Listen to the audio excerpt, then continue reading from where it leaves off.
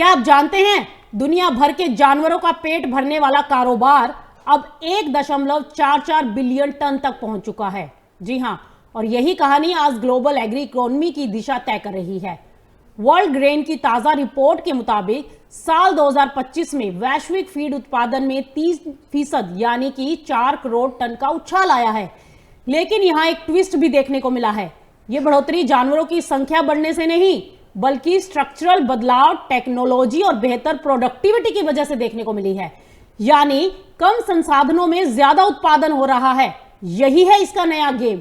अब जरा समझिए, सबसे ज्यादा फीड आखिर खा कौन रहा है। सबसे आगे है ब्रॉयलर चिकन, करीब 400 मिलियन टन। इसके बाद सुअर, लेयर मुर्गियां और डेयरी सेक्टर का नंबर आता है। और सबसे तेज ग्रोथ एक्वाकल्चर यानी मछली पालन लगभग 5% की बढ़त दिखा रहा है। अब अगर बात करते हैं हम यहां पर इस ग्लोबल रेस के खिलाड़ियों की, तो फीड प्रोडक्शन में आज भी चीन नंबर 1 है, करीब 300 मिलियन टन के साथ। और इसके बाद अमेरिका, ब्राजील और भारत जो करीब 4.5% की ग्रोथ के साथ तेजी से आगे बढ़ रहे हैं। यहां पर दिलचस्प बात यह है कि टॉप 10 देशों का दबदबा बरकरार है जो मिलकर दुनिया के 65% फीड का उत्पादन करते हैं। और इनमें भी टॉप 3 देश अकेले 48% हिस्सा कंट्रोल करते हैं। अगर रीजनल तस्वीर को देखें तो एशिया बना हुआ है अभी तक सबसे बड़ा हब, करीब 559 मिलियन टन के साथ, और लगातार इसमें बढ़त जारी है।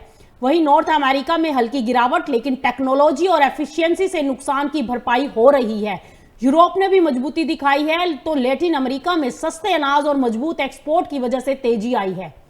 अफ्रीका और मिडल ईस्ट भी अब तेजी से उभर रहे हैं, जहां कंपाउंड फीड का इस्तेमाल लगातार बढ़ रहा है। और इस पूरे खेल में सबसे बड़ा फैक्टर क्या है जानते हैं? सस्ते सोयाबीन, गेहूं और मक्का, जिससे फीड कंपनियों के मार्जिन बेहतर हुए हैं और उत्पादन को मिला है बूस्ट। तो कुल मिलाकर दुनिया का फीड इंडस्ट्री अब सिर्फ खेती से जुड़ा सेक्टर नहीं बल्कि बन चुका है ग्लोबल फूड का सिक्योरिटी का पावर हाउस।